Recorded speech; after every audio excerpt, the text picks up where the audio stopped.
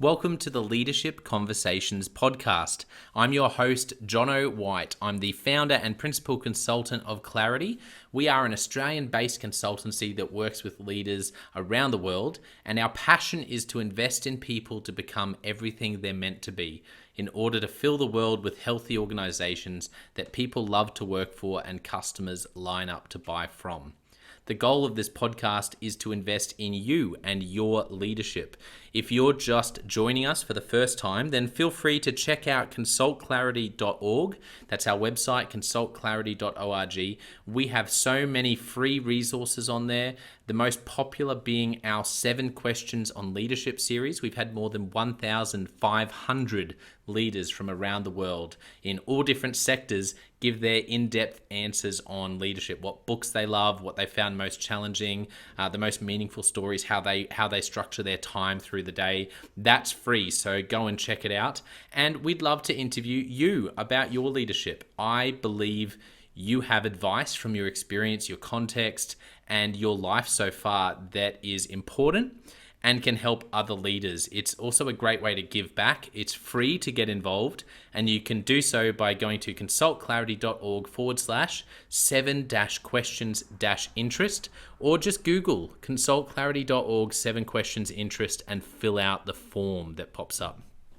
We have a free resource for you on our website. It's called Leadership Survival Guide. It's a 57-page ebook. It has interviews with 10 world-class leaders, and you can go to consultclarity.org. It's right at the top, and get that today.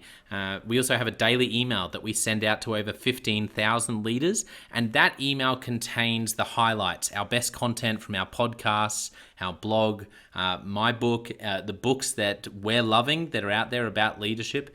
It's also the best way to get access to our masterclasses and workshops before anyone else. And there's also exclusive and limited special options just for subscribers. And you can subscribe by going to consultclarity.org/subscribe. Now, my gift to you is to work incredibly hard to provide the best leadership content I can to invest in you and your leadership. So if you're finding our content helpful, if you find this podcast helpful, then your gift to me could be this. If you do find it helpful, then write a review or rate our content and make sure you subscribe or follow. I can't emphasize enough how helpful that is. It really does help us to get the word out there so we can invest in more leaders to become everything they're meant to be. It also means a lot to me personally when people like you and people in our community share our content on social media. So if you do that, then please do look for me, Jono White, to tag me, and look to tag Clarity on whatever platform you're on. And our team, including me, I'm always looking to see when people have mentioned us so that I can engage with you. And also we look at sharing content. So if you write something about something we've done, there's also a good chance we'll share that with our followers. So if you could do that, that is a massive, massive help as we try to invest in as many leaders as we can around the world. Last of all, you can check out my book about how to deal with difficult people even if you hate conflict. It's called Step Up or Step Out. It's available on Amazon.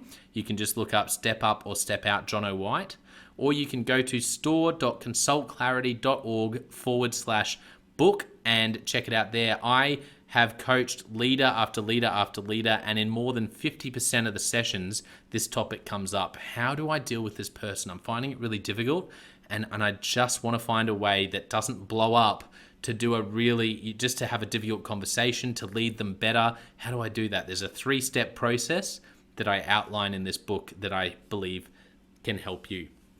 Okay, let's get into today's episode of the Leadership Conversations podcast. Enjoy.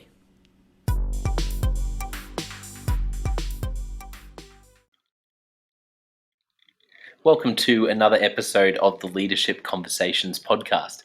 Today's guest is Nathan Jones. Nathan is the Managing Director of Improvability, and we're going to find out about improvability and about a few other things about Nathan and what he does. I'm really excited about this conversation. Thanks for coming on, Nathan. Thanks for the invitation, Jono. It's great to be here. Yeah, it is lovely to have a chance to catch up and chat about all things leadership. First of all, for our listeners, give us a bit of a window into your world. You know what you do at Improvability, what your role is as managing director, and but also a bit of I guess, a day in the life of Nathan outside of work as well. Sure. Look, I started Improvability a few years ago. Frankly, I started it because I was getting a lot of people requesting me coming to conferences, being part of Q&As, and giving presentations. But it quickly became evident that I couldn't do this on my own, and a couple of my friends who I'd been working with and really enjoyed that decided to pull this group together, and we formed a company that was a little bit different. They're not the typical consultancy kind of organization. We're not going to give you, 50,000 page PowerPoint deck. We felt that many of the market players in consulting had a very structured way of doing things, which for some people works great. But we decided that a lot of what we were getting success with was talking with people, finding out what they needed, and then helping them come up with solutions. And so my role was to start to develop different services that we could provide, uh, right down to having to build the original website. And thankfully, I got good advice from someone to not publish that. I may be a pretty decent engineer, but I'm definitely not a website publisher. Um, but no, we have a very flexible organization, and we are actually about to invite expressions of interest for people to come and join us. We're getting a lot of people asking us how we can help them. But the role, I've most recently been working with a couple of large organizations. I've been a program director for very large multi-billion dollar programs.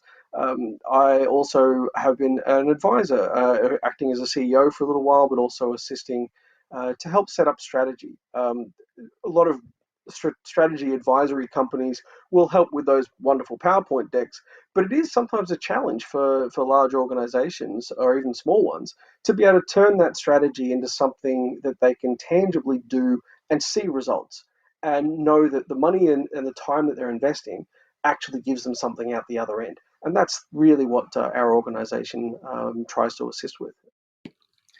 Yeah, I love that, and I love the approach, and I think it's there's a lot of merit to that in actually.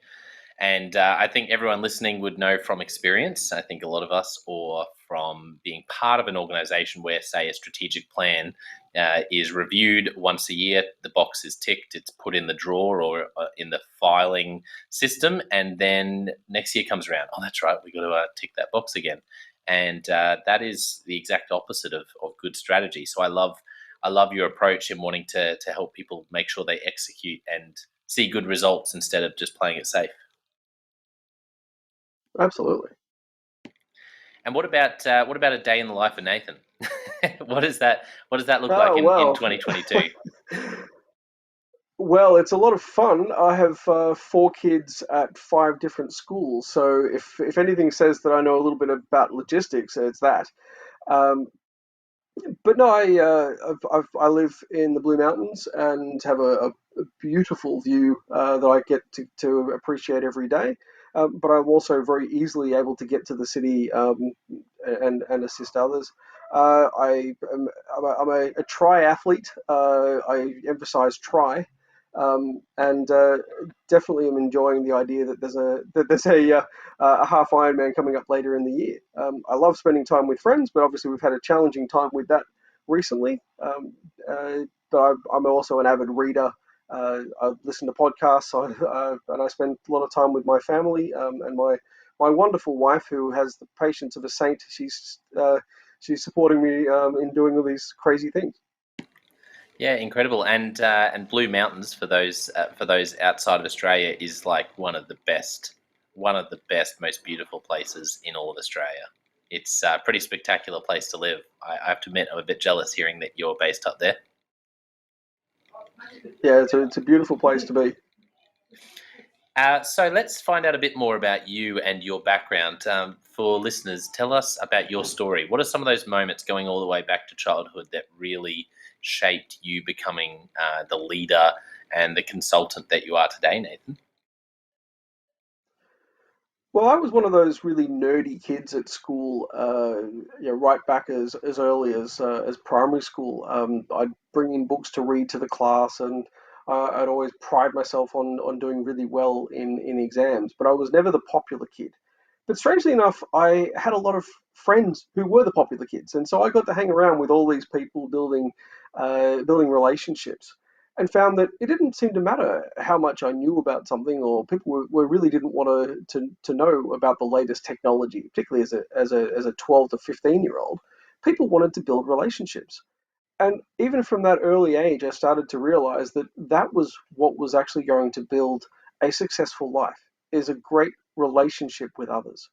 I went to university, several universities, and got a number of pieces of paper, and found myself in meetings where I felt like I had to be seen as the smartest person in the room. I'd always have to be the quickest one with an answer. And I found that that was alienating me from others. And people weren't coming to me for an answer, even though I felt that I would have a solution.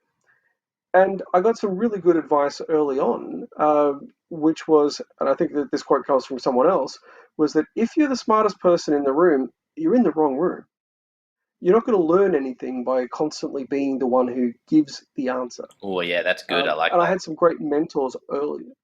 Yeah, and I had some great advice from some wonderful mentors early in my career that really helped me to take a step back and listen and learn from others, and treat everyone as though you can learn something from them, because you genuinely can. And if you, as a kid, would show respect to a teacher, then surely you, throughout your life, can show respect to others who can teach you something. And that's certainly the ethos that I've brought with me into improvability. And I've only surrounded myself with people who also have that kind of approach. We're a very, very values based organization. I started my career as an engineer, quite literally watching paint dry. I worked for companies manufacturing for coated steel products. No Um, way. um, yeah, so I'm that guy who when doing postgraduate studies was watching paint dry and then poking it with a stick. That was actually how I described what I did to others. But I got into organizations and found that there was always something that needed fixing. There was always one more thing that was creating frustration for others. And I just found a real passion for getting in and trying to solve that. I got a real buzz out of people seeing a better way, and often being able to tell me once we'd fixed it that, hey, it's always been that way. And I found that it was the relationship that you built with people through the process of change that made the difference. It made it stick. And that's what I've learned and carried forward. I've had some brilliant bits of advice. It's in particular from a general manager who we didn't get along to begin with, and I think it was because I was that arrogant kid still. And she took me aside and gave me a great piece of advice, which is, don't be trying to search for your next job. Do this one well, and opportunities will present themselves. And you never know what they are and when they'll come. And it's probably one of the most salient bits of advice I've had. And I've had so many opportunities to try things that I would never have considered, and have learned so much from so many people because of that advice. Don't try and climb a corporate ladder, because all you find is that there's just more ladder to climb.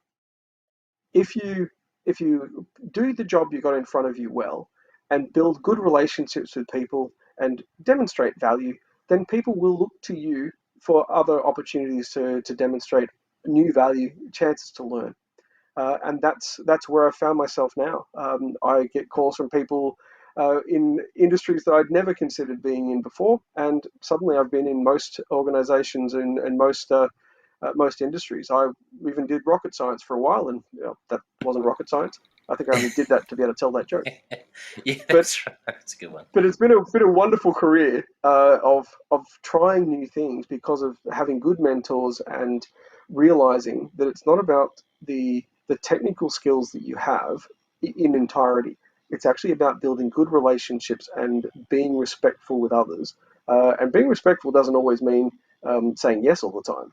Respectful candor can often simply mean saying, "Look, I don't believe that's the right path to follow, and this is why."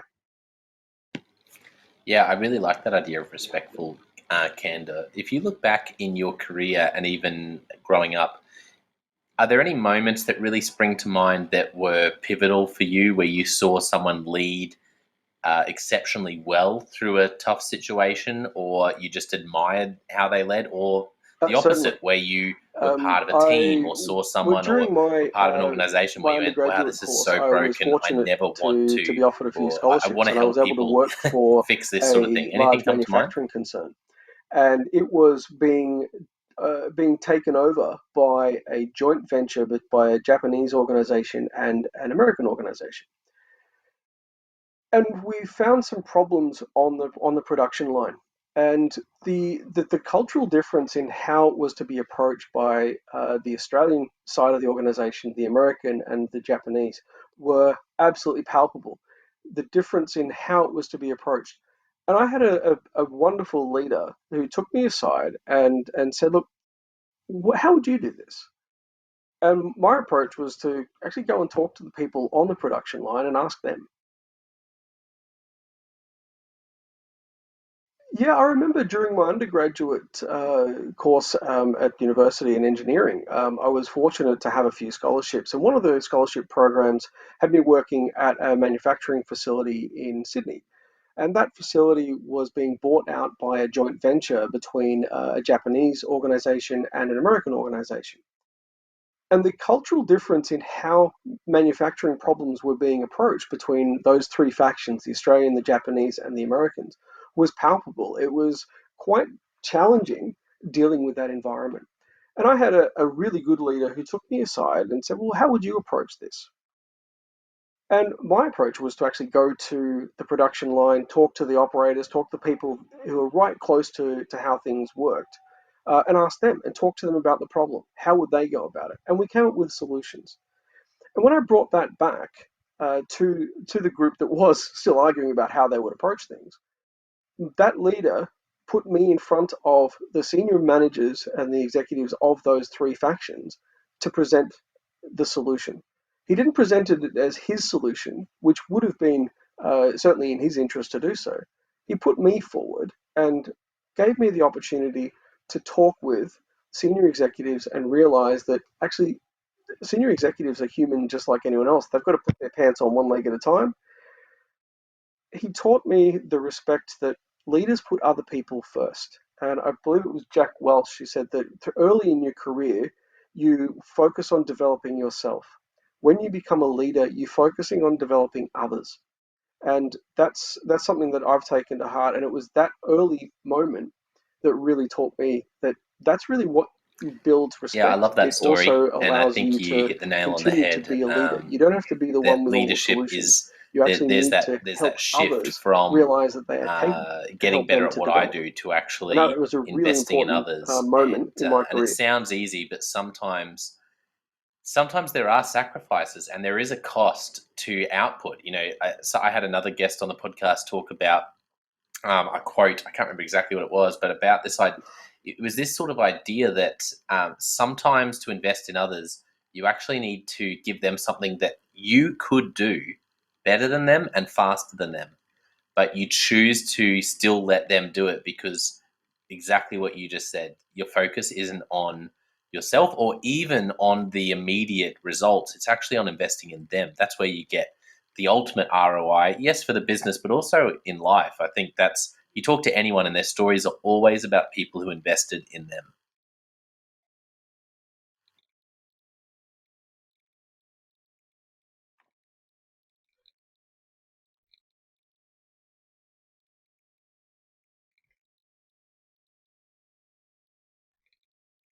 Hmm.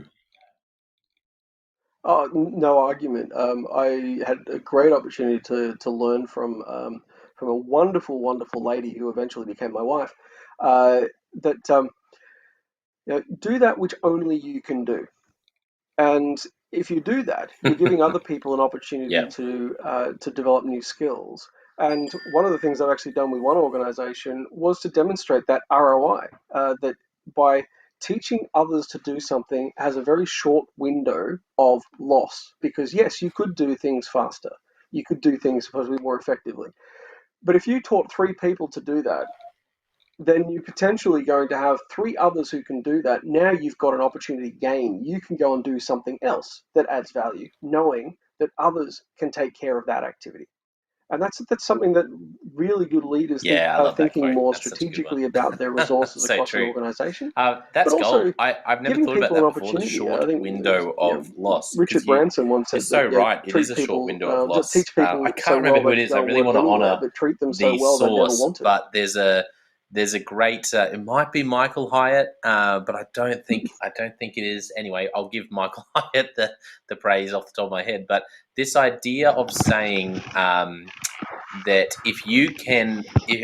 when you identify something that you need to do more than once, just for an entrepreneur, even for those who are running a small business and you're not yet at a point where you have a team, if you can identify something and you're doing it more than once, then it's worth. I think the idea was it's worth investing up to 30 times the time it takes to do that one thing. So if it's a 5-minute task that you realize, oh, I'm actually having to do that once a week. Oh, I'm actually doing that once a fortnight. I didn't realize that that's something that's recurring.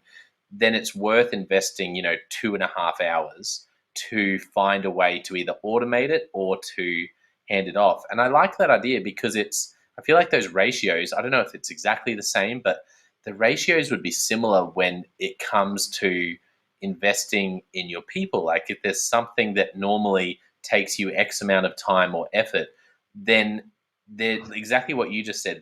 The upside of training others is so significant because of how it frees you up, because of how it increases capacity of your people, because of how it takes your team to another level.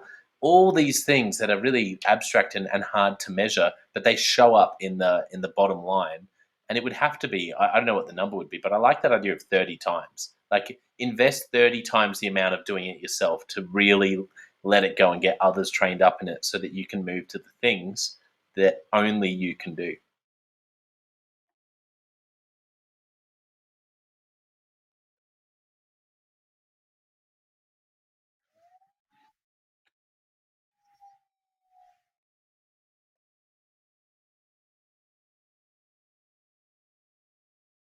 Oh, I couldn't agree more. I've had an opportunity to be a trainer, certificate four in competitive manufacturing, which is an old way of describing Lean Six Sigma. And teaching other people to do things was just so satisfying for me. Mm. But I'd been trained at university. I'd done all these courses to get to be a Six Sigma Master Black Belt. And by teaching others and getting other people to have to go through those exercises, I'd often get questions that I'd never considered. The great question of, so why do you do that? Why would you do it that way? Often you get stumped because you go, well, because I always have. And I love when you get to that point because you know that that's probably not the most effective and most efficient way of doing things. But to have a new set of eyes, they're just the most valuable people in an organization. You've got the two most valuable and dangerous people in an organization. The new guy, because they don't really know enough yet to contribute all that much, except they're also extraordinarily valuable because they've got new eyes and they can question things. The person that's been there for 20 odd years Yes. is also both valuable and dangerous. They're valuable because they've got the experience to understand the context about what you're doing, how you're going about it. But they're often dangerous because they're the ones that have gotten into those habits of always doing things the same way. And one thing I've often described to directors and senior executives is to really consider when they turn around and tell me that there's someone who has 20 That's years a great experience. question. Actually, I My had someone response is else on the often to ask them podcast whether they think talk it's about this 20 years idea of experience or not 1 year's wanting to. I experience think it in was their 20 dad time. who said to them, Because if you're not "Live a learning new life ways where of doing you things and where coming up you with better do ways, 40 then you are just years, repeating what you learned 20 years ago." 40 times of like 1 year of doing different things, not 1 year repeated 40 times." I'm massacring it, but it was that same idea that you just shared, and that it's so profound. And it's a really interesting way to look at it and say, wait, well, do they have 20 years experience, or do they have 1 year experience 20 times over? And are they just very much in a rut and can't see anything, because you know what it's like when Yeah. it's all you've done for so long. It does make it hard to innovate.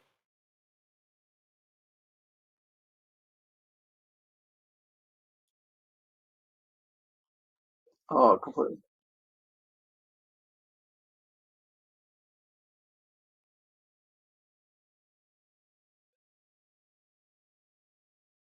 Oh, completely. And people then, if they're caught up in that having to get the next big title or get to the next position up the ladder, they're often trying to replicate what they saw before instead of bringing Yeah. themselves and something new to that role. And with that comes a little bit of a problem for an organization because all you're trying to do is repeat someone else's work, but you don't have the context, you don't have Mm. the history. So you're trying to just do tasks. And so you end up with this almost hubris problem as a leader and an executive, where it's this Yeah. fallacy Yeah, that's right. of infallibility for a leader that's both replicated by those who are at the front lines of an organization and often with the executives. And so people are afraid to be a little bit vulnerable and to say, you know what, I've got no clue. Yeah, Can you help that's me? right.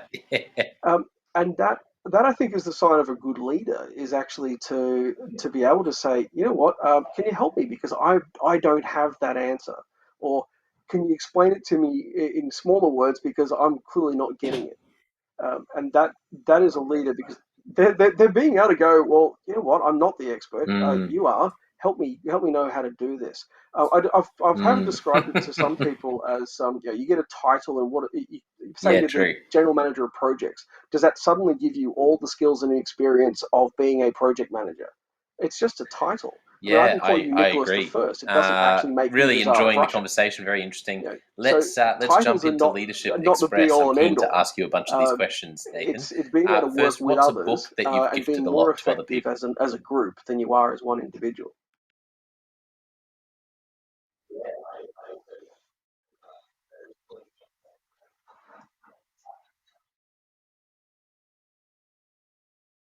Sure.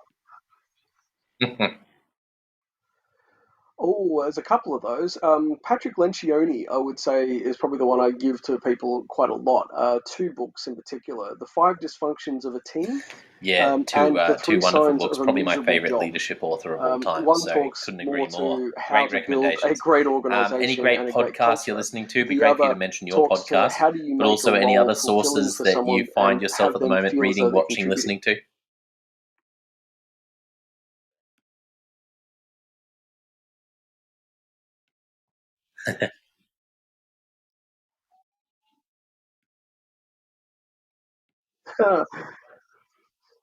Yes.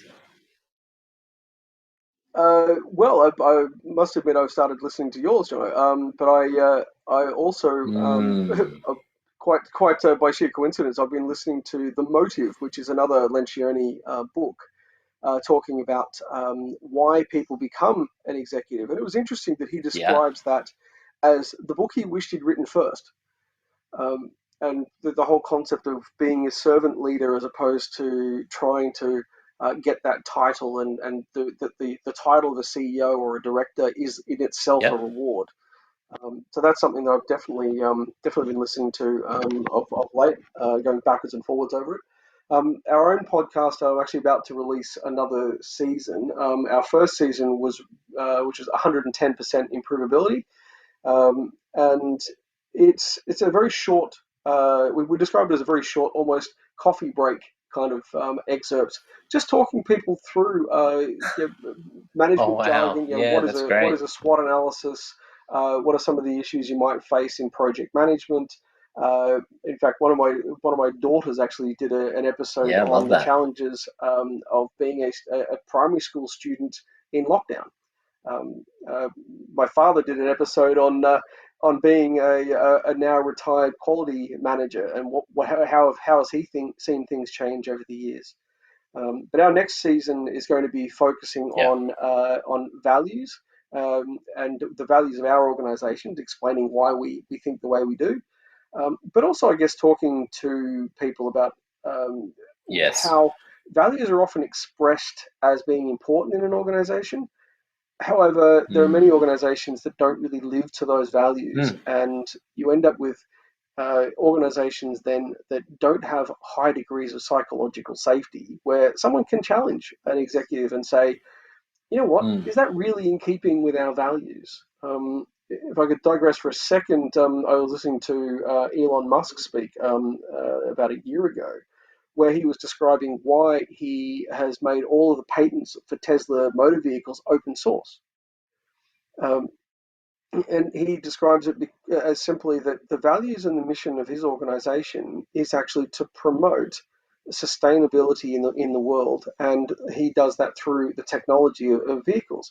And he said that it is not in keeping with trying to promote a better world, which includes sharing that with other organizations. Yeah. So if they can build a better car that can go further and Yeah, is I like more that. That's a good, environmentally friendly, simple he said, definition. You "Well, can't go good too luck to wrong them." if you do that. I And think I we can think all probably that's do that a bit that's better a real as well. demonstration So it's a of good area leadership to where think you about. make a statement about What's a the big values that struggle you or want to problem that you're enforce, seeing and you leaders demonstrate face that through your in the actions. sectors? And I know you work in a lot of different industries, but what's a big problem or challenge that you're seeing leaders wrestling with at the moment?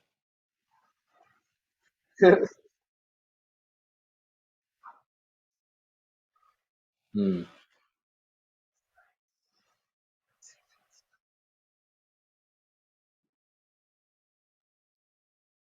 Yeah. I think meetings is a good Mm. start. A lot of people seem to feel as though if I'm also a Mm. professional coach, particularly for executives, helping them be a little bit more effective. When I ask an executive what are their top four priorities, they can rattle them off in seconds. But when you look at their calendar and you then say, well, where are you spending all of your time?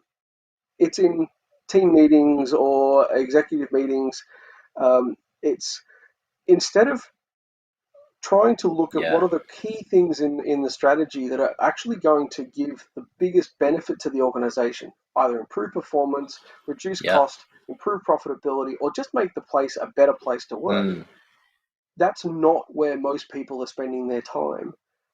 And people are feeling more and more uptight and anxious as a consequence. So you end up with executive burnout very, very Yeah, quickly that's a good point. because people feel that they can't engage, they can't get things moving. And yet, if you're a director of an organization and you can't affect change, what chance does anybody else in your organization have when they see that that's a blockage?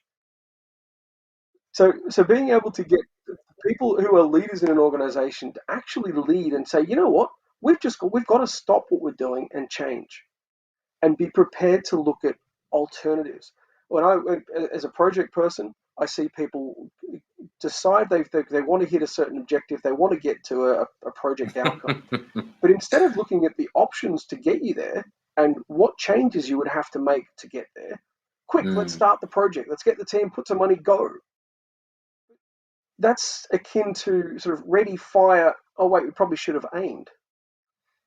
This is where we end up with a problem in most organizations is that you got people are so busy being busy, they don't take the time to stop to think, well, should I be doing this at all? There's nothing more useless than doing something really efficiently, Yeah, that which really that's shouldn't be done at right. all. That's not my quote. I can't remember who it was, but I can't claim it.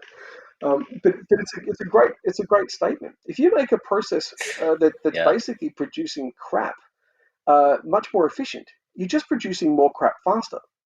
So why not take a step back and It from zero. And I think it's in that book that there's a question. Oh no, it might be in. Yeah, yeah, I get them all mixed up because there's so many good ideas. yes, But I'll give it. I think it was him. But this idea of saying what would it look like to get the same results with a third? Actually, I think it's from the book Profit First. Sorry, it just came to my mind.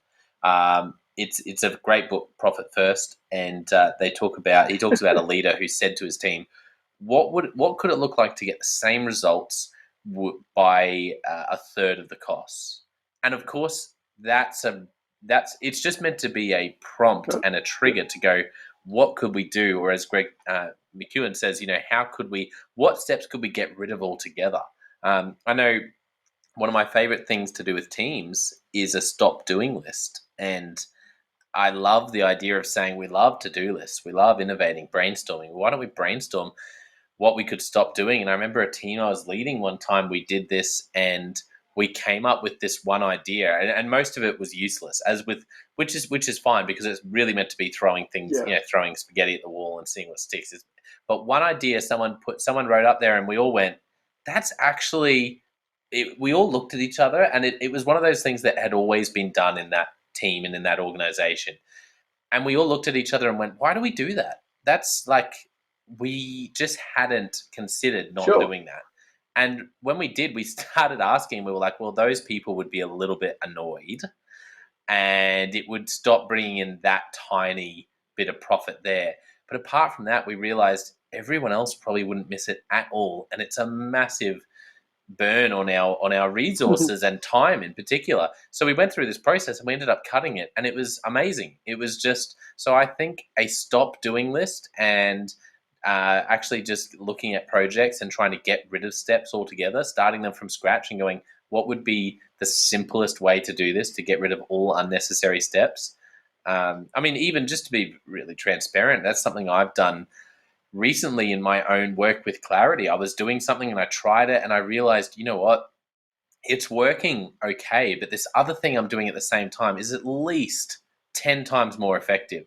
And I just looked at this other thing I was doing and I was going, and I just went, you know what? I'm just going to stop doing that because which is a little bit hard because you're like, oh, but it's getting some results, but it's like I'm going to just pour more of my time because at the moment, particularly with Clarity, a lot of what I'm investing is my time as the entrepreneur and the leader, really leading the charge, and really only started it 5 years ago, so it's still a lot of me. And I just realized I'm just going to stop doing that and take all the time I was putting into that and put it into the thing that's way more effective. It sounds obvious, but uh, it was actually quite hard to do.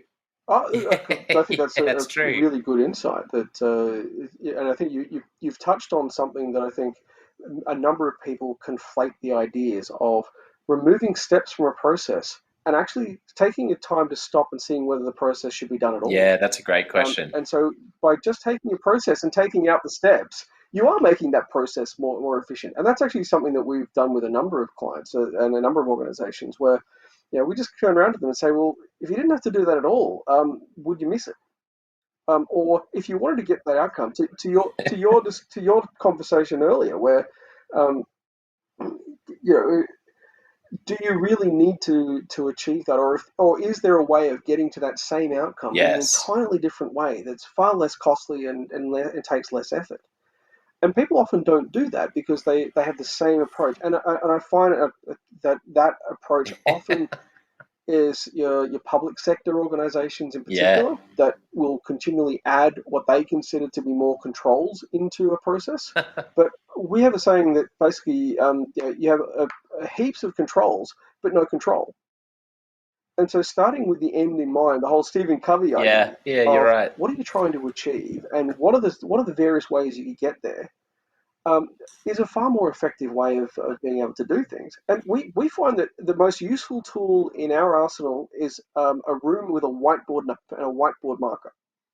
Um, and uh, Yeah, that is that's so something good, that Nathan. you can solve Have so many you read the problems Steve by Jobs just getting biography people by into a Walter room, Isaacson? removing Have some you come across egos, that? and going, you know what, let's find a solution to this without any one individual having to be the one that comes up with the answer. Oh, yeah, that book. Yeah, that book is one of my favorites of all I time. haven't. I would say I love I've biographies, watched but sometimes I things like do The get a Pirates little of bit. It Silicon Valley depends. There's something and about seen that book by some of Walter the Isaacson that is history of so Steve Jobs, good. but He tells the stories. You feel I like you're find really some of there. You his just statements reminded me of were this brilliant. great story of Steve Jobs. It was such a Steve Jobs way of doing things. But and apologies to if I don't get it exactly right to those people who are big, sort of mega fans of the of Steve Jobs and what he did. But when he came back to Apple and things were really had gone south, and it was really a save the company sort of time when he initially came back, maybe late 90s or two. It was around then, late 90s, 2000, early 2000s when he came back into Apple, and I remember they had something like 3,000 projects. It was they had, in the time that he hadn't been there, they just started exploring everything. And of course, there'd be lots of arguments for that, right?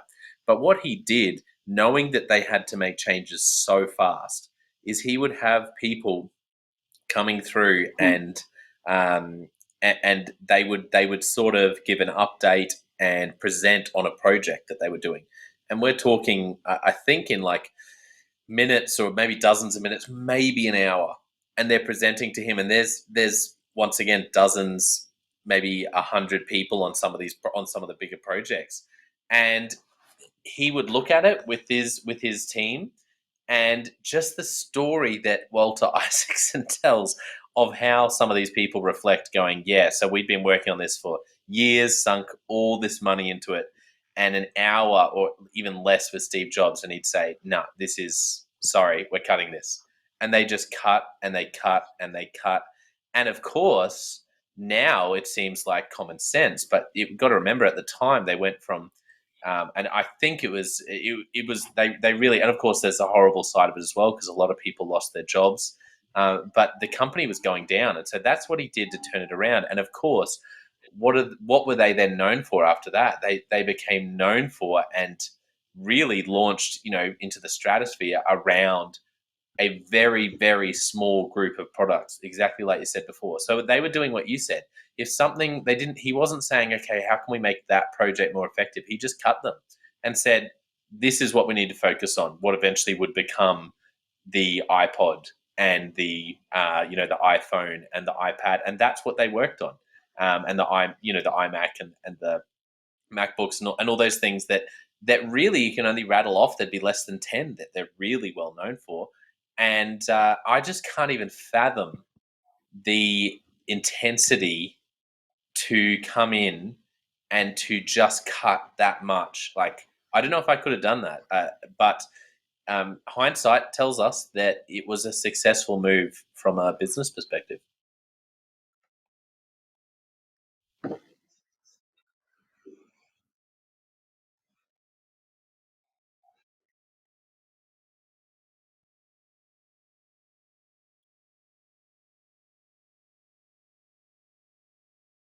Oh, it certainly has been, and I had the great fortune of working Yeah, with that's good. some of the senior people at Apple here in Australia, and relate that story, and that it's become ingrained in the culture. What they call, and I'll get the number wrong, but I think they said it's 1,000 or even 1,000,000 no's to get to one yes, and every one of those no's must cause you visceral pain. It can't just be a throwaway no. And so what you end up with is people who are so passionately and emotionally invested in an idea, getting that idea that you're told no, we're not going to continue. And the culture of Apple is to build resilience in people as well. They've invested in people Mm. to know that when you're saying no, it's not that your value as an individual is somehow diminished. It's simply that I respect you so much that we're going to compare what you're doing with somebody else, and we're going to now Yeah, that's focus all of our fantastic. I love limited that resources story in has actually creating this become part of other culture. product that's That book going to is so have greater good. I don't value for usually everybody. And harp people on build about that books, but respect, and that the book was. culture of I Apple was is about laughing out building loud reading that teams book, who which is respect one shows another that I enough have a to be strange able sense to of humor. But say I just found no. some of the stories of his quirky, and just like I love that side of leadership. Like, we all love going, oh, he was such a great leader. But then you just read, and he was strange. Like, he did strange things, and he definitely wasn't perfect, but I just found the way he thought and led so, at times, so hilarious and brilliant. That book is just, oh man, it's fantastic. This is we could talk for so long about that, but I just, yeah.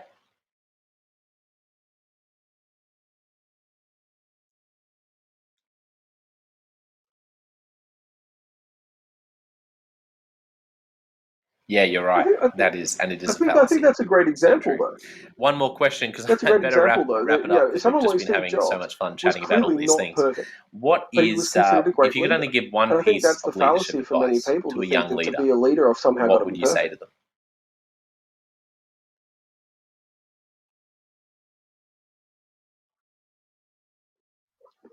Sure.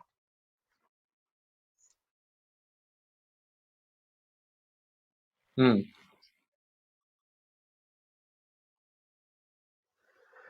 Oh, there are so many good opportunities to think of things I've learned in the past. But I think it's so. I'll actually almost try and quote Steve Jobs here, but surround yourself with really good people and help get the obstacles out of their way, and that might include yourself. You know, get people focused on a particular vision of something and get good people around you. But the most important thing I think aligned with that was back to my original story Yeah. of the Sydney Manufacturing Company. The It's other piece of so advice true, that isn't it? wonderful leader And it gave me sounds so, was when you're well, it hiring is true, and people, it sounds so good, and yet hire when that for person good sits in front of attitude you and aligned with the values incredible because you can skill teach set and skills. You super can't teach competent but a attitude. bad attitude, it's so tempting, isn't it?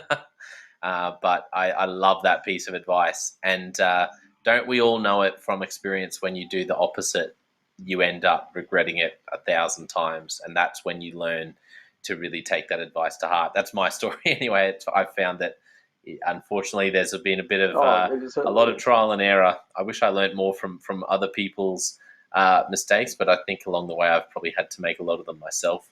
And but that's a bit of the journey, I think, of leadership. So Nathan, this has been so much fun. Where can people find you if they want to connect with you, if they want to find out about improvability? Maybe just remind us again about your podcast if they want to check that out.